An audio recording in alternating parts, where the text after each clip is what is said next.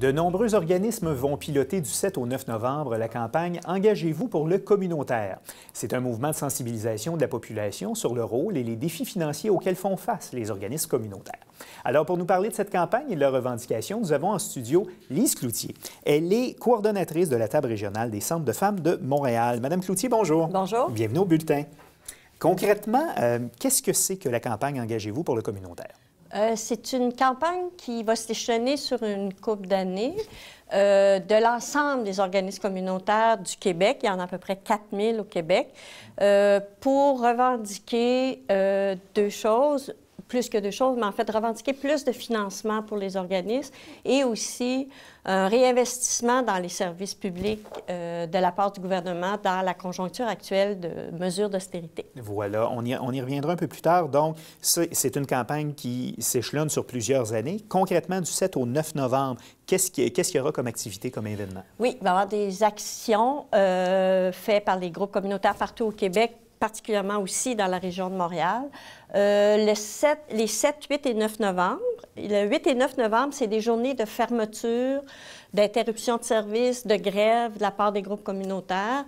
Le 7 novembre, ça va être des actions où les groupes sont appelés, avec les banques, sont appelés à aller rencontrer leurs députés pour, une fois de plus, les sensibiliser sur leur réalité et leur demander de s'engager à donner plus de financement pour les organismes communautaires et à porter leurs revendications auprès du Conseil du Trésor, du premier ministre, du ministre des Finances. D'accord. Ça, c'est le 7 novembre. Ça, c'est le 7 novembre, d'accord.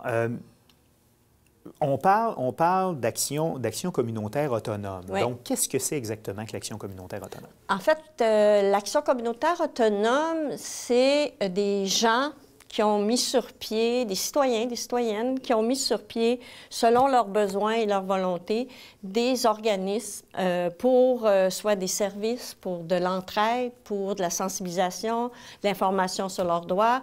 Par exemple, des groupes de cuisine collective, des groupes logements, des associations de locataires, des maisons de jeunes, des groupes en alphabétisation, des groupes de femmes. Donc, des groupes qui viennent en aide à la population, mais qui viennent aussi peut-être pallier à la diminution des services publics qui sont offerts par les différents organismes, les différents ministères? Pour certains groupes, il y a des groupes qui pallient, mais il y a des groupes qui sont mis sur pied aussi, c'est pour ça qu'on dit action communautaire autonome, qui sont là pour donner l'information sur les droits pour les gens et pour donner des outils pour que ces gens-là puissent défendre leurs droits auprès du gouvernement et revendiquer d'avoir des services publics. Parce qu'on ne veut pas pallier à la coupure des services publics. On revendique, on dit que le gouvernement se doit de donner des services publics à sa population. Et en fait, les groupes d'action communautaire autonome sont à la source de beaucoup de politiques sociales qu'on bénéficie aujourd'hui. Je pense juste à l'assurance maladie, l'assurance chômage,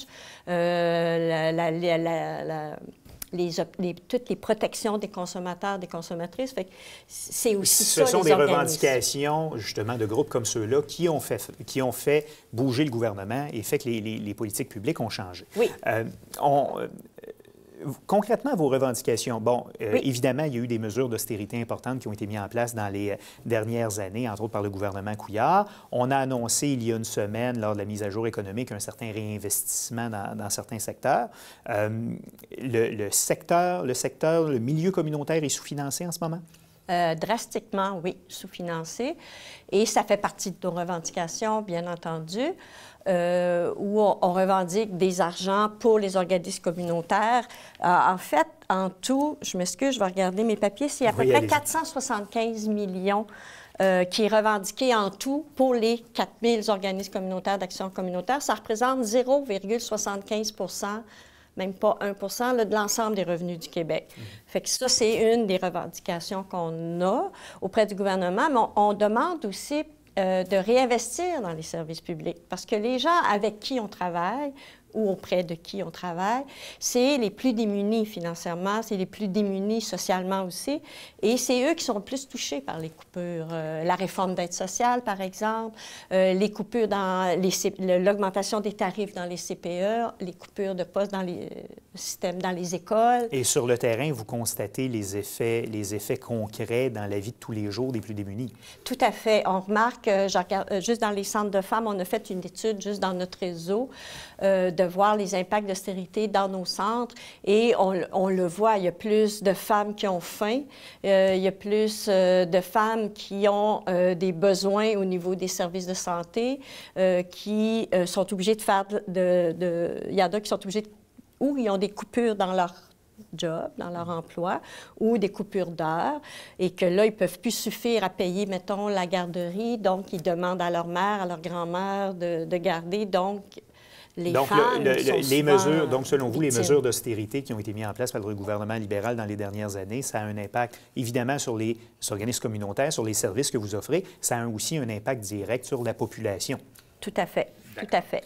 Et ça fait partie de nos actions qu'on va faire 7-8 novembre. Là, je vous ai parlé du 7 auprès des députés partout au Québec, mais le 8 novembre, on veut sensibiliser la population. Fait qu'il va y avoir partout à Montréal, je vais parler plus de Montréal, de la distribution de feuillets, d'informations, de tracts pour sensibiliser la population à c'est qui. De qui on parle quand on parle des groupes communautaires, puis c'est quoi qu'on demande, qu'on veut, puis en quoi ça nous concerne, nous, les citoyens, citoyennes, en général. Ça, c'est le 8 novembre, vous allez en entendre parler. D'accord. Donc, des actions 7, 8 et 9 novembre. Oui. Le mouvement Engagez-vous pour le communautaire. Pour avoir plus de renseignements, vous avez un site Internet? Oui. Juste avant, le 9 novembre, il y a une grande manifestation. Fait que si les gens y ont du temps et une activité qu'ils veulent choisir, sont invités à 1h à la place des festivals le 9 novembre. Donc, ici à Montréal, dans le quartier des spectacles. Ici à Montréal, oui, dans le quartier des spectacles, métro Place des Arts. Mes numéros de téléphone? Oui, allez-y, allez-y. S'il y en a qui veulent plus d'informations, 514-267-4597 ou sur Facebook, Fracas Montréal. Donc, Fracas, F-R-A-C-A, Montréal. Sans accent. Oui. Et les courriels Fracas Montréal sans accent à commercial@gmail.com. D'accord, c'est noté. C'est noté. Toutes les informations sont parues au bas de l'écran. Lise Cloutier, donc coordonnatrice de la table régionale des centres de femmes de Montréal. Merci d'avoir été là. Ça me fait plaisir.